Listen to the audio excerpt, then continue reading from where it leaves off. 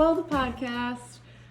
And look at you guys. We are in a studio this time. How We're exciting! together! I know! So the first few episodes, I'm sure if you guys watched and been following along, we joined each other via Zoom. So it's super exciting that we're in a space, guys. Yes. We're legit. We have a sign. We have a sign. Means it's the real deal. Real deal. Holyfield. Awesome. Well, we are super excited to be back for another episode of UpWell with you guys. And we're going to talk about some winter blues. I know myself, I've experienced seasonal depressive disorder, or what else do they call it? Sad. Yeah, SAD. Seasonal something. I don't know what that stands for, but anyway, we'll edit that part out.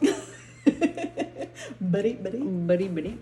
But yeah, so we're going to talk about how to beat the winter blues, maybe some of the reasons that you do feel a little bit sadder or more lonely or just a little less active this time of year. So we're just going to share our thoughts and a couple ways that maybe you can feel a little bit better until springtime rolls around. So, which is right around the corner. So we are on our way.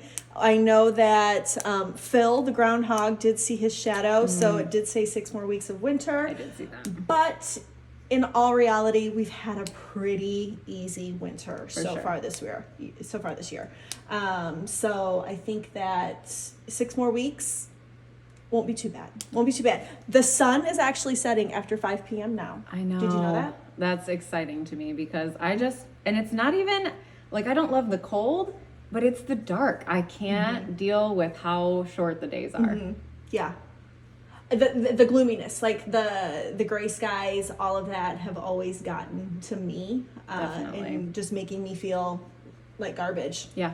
I just thought of what SAD stands for. It's seasonal affective disorder. Boom. Yes. Gotcha. So yes. it just essentially makes you feel those symptoms of depression. So Yes. it's not necessarily, you're not being diagnosed with depression, clinical depression, but they're just feelings that make you a little more sad. So yes, make you feel a little funky this time of year. Yep, definitely. I do want to start with a few statistics that I thought were important to share, but seasonal affective disorder, or SAD, affects up to 10 million Americans. And I think, and personally, if I had to guess personally, I think that estimate is low. Yeah. Based on just my interactions with people and my clients and everything, I really think that number is probably low. And there's a lot of undiagnosed, disorders or people that suffer from it. I agree. And I think, too, that I don't know where I was going with that. That's okay. One thing I just thought of, we should have had a clock so we know how long we're talking. Oh, yeah. But that's okay. Okay. Go ahead. Seasonal affective disorder? Mm-hmm. Just keep going. You're going to cut this out, Andy. Because I've got the giggles now. Shit.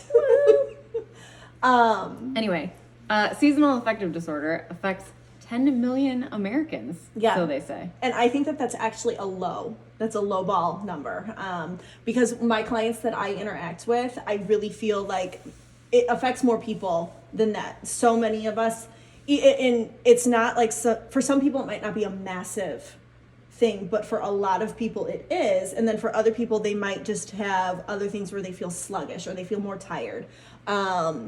They feel, their body might feel heavy, might have, internal stuff like digestion and stuff like that. It can affect people in so many different ways. Yeah, and I think being in the Midwest is challenging too, because we are in a colder climate, and I feel like maybe if people in the South or the people on the West Coast, they might not experience it, fully like we do when it is dark and cold and snowy, and some days we have below 0 temperatures, and that's like, whew, that's hard. It is hard. But I think, there are ways to combat that. There are ways that we can manage it year after year, and having those tools, I think, is important if you are somebody that suffers from this year after year after year, or you're somebody that is starting to suffer from it, as you've gotten older or have had life changes in some way, shape, or form. I think there are plenty of tools, which we're going to share here shortly,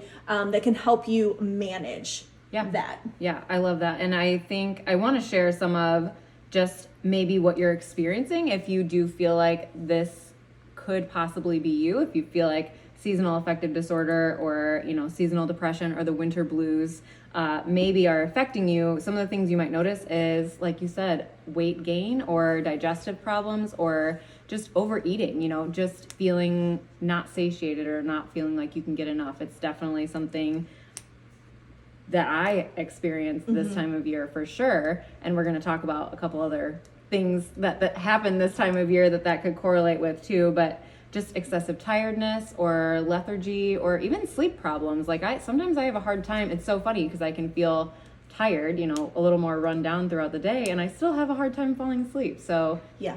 But I think the one thing that people forget is that winter actually is a time to kind of retreat inward. It is okay to sleep a little bit longer. It's okay to bring yourself to, again, sleep with the sun. That's what our bodies are made to do. When the sun is setting, it does suck when the sun sets at like 4:30. However, that can be your time to maybe start unwinding and, doing more things in the house, not necessarily feeling like you have to be out and about. And I know that isn't how it works for everybody. Some people have kids and they're on the go all the time. But on those days that you do have that opportunity, it is okay to kind of start to retreat inward and put on a pair of comfy pants when you're at home and put your slippers on in the wintertime and really kind of embrace cocooning inward and taking the time to reflect and just relax and reset your body, I think is super important. And then the same thing in the morning when the sun is coming up, the sun's rising later. And that is okay. And so many of us are, a slave to the alarm clock, unfortunately. But that doesn't mean that you can't maybe sleep a little extra 10 minutes longer. Really allowing your sleep cycle to correlate with the sun, I think, is a really healthy way to manage this time of year. Yeah, definitely. I love those are amazing points because I think people are hard on themselves, obviously, if they do have a busy schedule or, I'm an overachiever. I like to get up at the same time every day. I'm very, I like my routine, I'm very set in my ways, and it can be much more difficult when I wake up and there's no sunshine for hours, or vice versa. I want to go to bed, hours earlier almost because, you look at the clock and you're like, oh, it's 5:00, even though it feels like midnight. Right. And I think that we're bombarded with so much information of you need to go to bed at the same time, you need to wake up at the same time. And I get that to an extent, but in terms of like working with nature and working with the seasons, winding down earlier and rising a little bit later, it's a healthy cycle for your body, especially. Your body knows the seasons of the year. And so taking that time to kind of work with the seasons, I think, is one of the best ways, instead of fighting it, instead of thinking, oh, I have to continue to go to bed at this time and I have to get up at this time. I don't think that is necessarily the case and has to be like this strict thing. And I know, again, that might be conflicting information, but really our body moves with nature. Our body moves with the seasons. Yeah, definitely. And I won't turn down extra time in my sweatpants or in my bed. So I'm glad that you said that. Absolutely. I do want to talk about like the science behind seasonal affective disorder or the winter blues and actually why it happens. Obviously it's darker, so that can just put a damper on things in general. We like to, especially if you're a creature of nature like us that likes to be outside and spend time outdoors, it can be a lot more challenging when it's cold and dark to get those hours in outside. But it's usually very connected to vitamin D levels and serotonin levels, which, if you're not familiar very much with serotonin, it's actually created in your gut. So I did want to talk about, Katie made a really valid point before we started shooting, that the winter blues are very correlated to sugar season, also known as the holiday season. But sugar can wreak havoc on your gut. And if you think about serotonin, which is the happy hormone, the hormone that your body produces to uplift your mood and make you feel energized and, happy to get you through your day, if we're eating and consuming things in excess that dampen the body's ability to produce that hormone, think about how much that can impact your mood, you know? Yeah, we go from Halloween, the end of October, which is the start of the season. We go from a candy bombardment. Then we go into Thanksgiving, which is, again, carb overload. Then we have the whole month of December, Christmas parties, family parties, this, that, and the other. Baking cookies, all of that. And not to say that that isn't a bad thing, but we're just trying to explain what that actually can do to your body and what it can make you feel, why those things at that time, yes, they might be able to bring you joy in that moment, but how when you're feeling like you're feeling by February, here's the lead up to why. And then we go into New Year's, which for a lot of people, New Year's is a big party, a big party time with, football games and New Year's Eve parties and all of that stuff. And then you go through January, and that's kind of the wind down of it. You're kind of like, by mid-January, end of January, a lot of people are feeling super sluggish. Yeah. We get into February, which is, for me, February is my least favorite month. Me too. It is this worst 28 days. It's the short little bitch of a month that just wreaks havoc. It's true. Wreaks havoc. It takes forever to get through February. I have a hypothesis on why that is, because that? I feel exactly the same. And it comes back to kind of what you were saying, not about the food, but just the holiday season in general. It's like we have all these things that we're looking forward to, all these gatherings and friends and family and all these, and it can feel overwhelming, don't get me wrong. Sometimes the holidays are way too much, and I pray for January, because I'm like, oh good, this is a little bit of a quieter time, and February rolls around and it's still dark, it's still cold, you still can't go outside, you still, it's still those winter months, but now there's no gatherings, there's no parties, there's no, gift exchanges, so I think February is just that hard time because there isn't really any gathering holidays in there, and it's still cold. And just to address another point, if you are somebody that doesn't get to spend a lot of time with people during the holidays, you go through that whole holiday season, and then kind of feeling and you might be a hard time of year, but then you get into this stagnant part of the year, then that makes it can be even harder, so it can go from, yes, if you have a lot going on in family gatherings and stuff, but then on the other, the opposite spectrum, just to address that too, you have the people or situations that they don't have a lot going on, and so then it's just month after month after month of the brutal cold. But again, there's so many ways that you can maneuver through that by taking care of yourself. Definitely. And like I said, kind of circling back to the food, just knowing that we've moved through a very sugary, they call it cold and flu season, I call it sugar season. And, moving through all of that, and we're kind of coming into the last one here in a couple of weeks where, we're recording this a couple of weeks in advance, but Valentine's Day, that's another really candy-centric holiday. Guys out there, get your girls flowers. They don't need chocolate. Flowers. Or a massage. Oh, yes. Call me. She'll hook you up. Call me. But yeah, so that's, those are tips in terms of, just kind of thinking through, maneuvering through as you enter into winter. Yeah. And kind of understanding why you might be feeling how you're feeling now. Yeah, I love that. And so I like looking at the lead up, so then you have a better understanding of the science behind it and ways that you can not necessarily prevent, because I obviously don't want to tell anyone that they need to restrict, through the holidays, but at the same time, having that awareness. Have some awareness as to what might be going on. Yep. One of the big things too, and this is going to be an unpopular opinion. We're going to be the show of unpopular opinions. We're going to be the show of unpopular opinions, probably come from time to time. A lot of people have a hard time with the cold. And unfortunately, we live in the Midwest, and the cold is inevitable. However, one way to combat the cold is to embrace the cold. And there are a multitude of different ways that you can go about doing this. But the reason I bring this up is that cold therapy actually increases it increases your dopamine levels. Yep. So again, we're getting into kind of all of our happy hormones in this episode. So your dopamine levels, when you do cold therapy, it's a slow release dopamine span of time. So whether that's taking a 15-second cold shower, if you're like me and like to do cold plunges in the winter, I know. I will get on that level. Yes. I've had multiple people say even for $1 million, they would not get in an ice bath for 30 seconds. Really? 30 seconds. I could do it for 30 seconds. Yeah. 30 seconds. It's the minutes long that I'm hesitant about. But you know what? Sing a song. Yeah.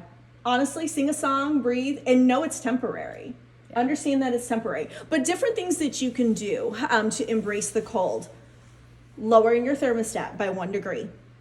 A week at a time or even 2 weeks at a time. Lower the thermostat. Not only will your body begin to adapt, how your gas bill will also be a lot better. Yeah. But other things you can do too is understanding that when you're a little bit cold, it's okay.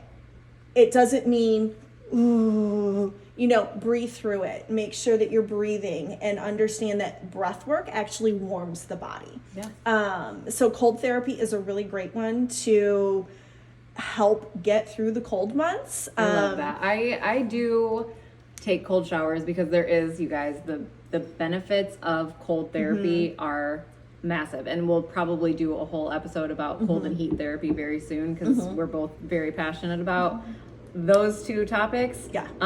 So I might not immerse myself in cold water, but I do make a point to go outside daily unless it's like really, really dangerously cold. I make sure every morning that I am outside going for my walk.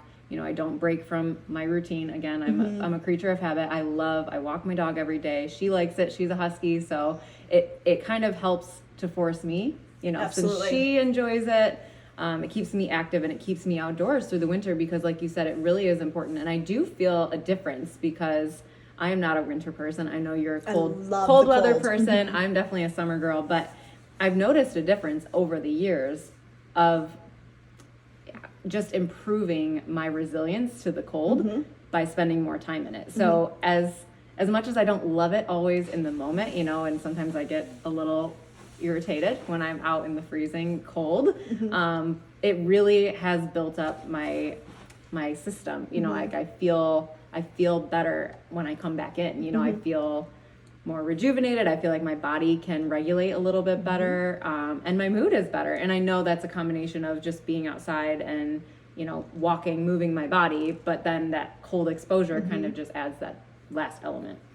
Another little tip for embracing the cold is actually spending some time barefoot. Yeah. And for a lot of people, I always actually suggest starting this in the summertime or in the springtime. Start being barefoot. Continue with that barefoot practice through the fall. You will be amazed at how much your body adapts and how much your body regulates temperature-wise, and it adjusts with the seasons. I hardly ever wear socks. I'm usually in a pair of moccasins. Same. And I got it from you. Or I'm barefoot, hence Barefoot Katie. I'm always, in my bare feet. And what that has done for me in terms of regulating my body temperature has been phenomenal. I've been going barefoot for about 7 years, and I used to be one of those people that was always freezing. I had to always be under a blanket. Now, don't get me wrong. I sleep under a couple of pretty big blankets because I like the weight, but that's a whole different topic. But being barefoot actually is a really great way to help regulate your body temperature and to embrace the cold. Yeah, I love that. And actually, I prefer being barefoot, but I never really thought about doing it in the winter, especially in my house. I have cold tiled floors. But again, it really has helped. And it's hard at first, and it might sound challenging, but if you can incorporate it, even just a few minutes a day, just walking around your house in your bare feet on the cold floor, it really does help your body regulate. Absolutely. That's Absolutely. Awesome. It's a good one. It's a well, good one. Let's kind of shift, since we already started talking about ways that we can kind of improve or start to beat those winter blues if we're dealing with seasonal affective disorder or maybe a tinge of, sadness or depression due to the cold, due to the darkness. What are some other things outside of cold exposure that we can do to kind of beat those? So one of them is, you talked about it, your happy lights. Yeah. The happy lights are a really great thing. Getting that light. We don't always have the opportunity to get sunlight into our eyes, but sunlight in the morning and sunlight in the evening is some of the best light that you can get into your eyes, and it actually helps regulate your hormones as well as your sleep cycles. But a lot of times we're under artificial light. Yeah. So the artificial light that you can get is called a happy light. And it can be a little blinding if you're not used to it, but that is definitely something that you can incorporate. I have one at my desk and I love it. It's UVA, UVB rays, so it's very similar to what you would get from sunlight exposure, which is why it's so powerful. But yeah, even having that little extra UV exposure in the morning or in the afternoon, similar to what the sun would give you if you were to go outside on a warmer day, can help boost your serotonin, your dopamine, and like you said, help regulate your sleep cycle. So if you are someone that's struggling to fall asleep or stay asleep, or maybe you're really tired throughout the day, that's a great way to kind of perk yourself up without drinking a 4th cup of coffee or grabbing a Pepsi out of the fridge. Absolutely. Sit in front of some UV light. They're very inexpensive. I think I got mine on Amazon for $20. So another form of light that you can actually sit under is red light. Yeah. Red light's another really good one, and it doesn't even have to be infrared red light, but red light therapy also has a lot of the same benefits of balancing, the different hormones in the body, as well as setting the circadian rhythm, and avoiding the blue light, which the blue lights are our phones, which a lot of the newer phones now have the feature to turn down the blue light as the evening, you can do that with the sunrise and the sunset. I know I have mine set that way. I think I even have mine set at a little bit wider parameter to where the blue light kind of dims down on my phone a lot earlier than the sun's even sets, just so that I can start to regulate and wind down with that. Yeah, and that's honestly something I could do a whole episode on too, just because I'm so adamant about no blue light exposure during certain times of the day, because it does affect your hormones and your sleep wake cycle so much. So I actually have a rule that usually, as not last night, because we were talking and texting very late last night. Yes. But usually my phone and all my electronics are turned off by 8 o'clock, because that is the best way for me to wind down, for me to just start to induce really great sleep that night. Yeah, and I'm the same way. And then I don't reply, or a very rare I will. I don't have anything turned on my phone until 7 a.m. Yeah. Nothing can pop through, no emails, no texts, unless it's from, my little important group of people for an emergency reason. But other than that, I don't try to look at the phone, because looking at the phone the first thing in the morning actually can create complete havoc on your hormones. That blue light into your eyes is the first thing, does not allow your brain waves to go through the appropriate cycles. It needs to, in order to wake up, and it can actually lead to anxiety and depression. Definitely. I was just going to say that is the main reason that I set my phone parameters so strict for myself, is that I did struggle with anxiety, depression. And I know there is a ton of science behind the blue light portion of it, but it is overwhelming to wake up in the morning and then immediately jump into a conversation, or reading work emails, or scrolling, doom scrolling right away. So I think that is so important, and we'll do a whole episode on this, I'm sure, about just having that sacred time in the morning where it's just you and your family. There's no other distractions, there's no blue light exposure, things like that. So. Yeah, absolutely. And then the last thing that you had thought to bring up was how can creativity be, enhanced during this time of year? Yeah, and I think another thing that a lot of people see during this season, if they are struggling with the winter blues, is you lose interest in some of the activities that you love, right? And usually it's because you're cold and you just don't want to leave your house, or, put extra things on your plate, because it is a busier season, especially around the holidays. But I think creating time in your day, or making space in your day to be creative is so important. And I think it's a human nature thing, first of all, but I think it's something that we lose sight of. So it can be such a useful and easy thing to do when you feel a little blah, you know, when you just kind of feel low or down or slow or sluggish, all those things that you might be experiencing, you know, during this time of year. I think if you can do something that inspires creativity or you feel like you're playing, I think that's so important. So that could be anything from doing a YouTube yoga video to coloring in a coloring book or, you know, doing a crossword puzzle, really anything that would make you feel inspired, creative, or just having fun, you know, at home. One of my favorite things, and this is something that at my house that we do quite often, we have kitchen dance parties. Oh, I love it. So we will crank up some music, and especially if one of us is in a funky mood, we will crank up some music and we will have a kitchen dance party, and we will dance. We're ridiculous when we do it, but that is one thing, just to bring laughter, and it kind of laughing is such a good thing for the soul and what it does for your hormones. We should do a whole hormone episode. 100%. But dancing is another really good one, and doing it in the privacy of your own home. You're not doing it, you know, in front of a bunch of people, but you can just be silly in your own house. That is a great way to, you know, just improve things and be creative. And it just being silly like that and playing is super important. Always remembering that you truly are a kid at heart. Don't ever lose that nature about yourself, because once you do, life's gonna get real boring. 100%. Adulting kind of sucks. It does. It does. But you have to work at not making it suck. Like, absolutely. That is the point of life. Absolutely. Yeah, I love that. And just to kind of close on all of those things, I think going back to all the things that we shared that can be beneficial, I think an underlying theme of all of them too is movement, you know, and I think that's the most challenging thing about this time of year, is everyone wants to just cuddle up on the couch, which has its place. Definitely. Yes, definitely. but I'm saying finding a balance absolutely is super crucial, because a body in motion stays in motion, a body at rest stays at rest. So I think if you can find that sweet spot where you're still feeling active, you know, and moving your body and doing something fun, finding some laughter, finding some play, doing those things throughout your day, and not just Netflix binging from December to February. Right. You know, it's all about finding that sweet spot between both.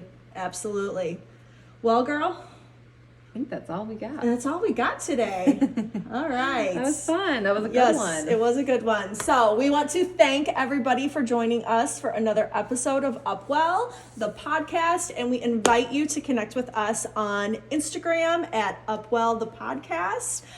You can find us each personally. I am at barefoot.katie, and she is at Sarah Behrens.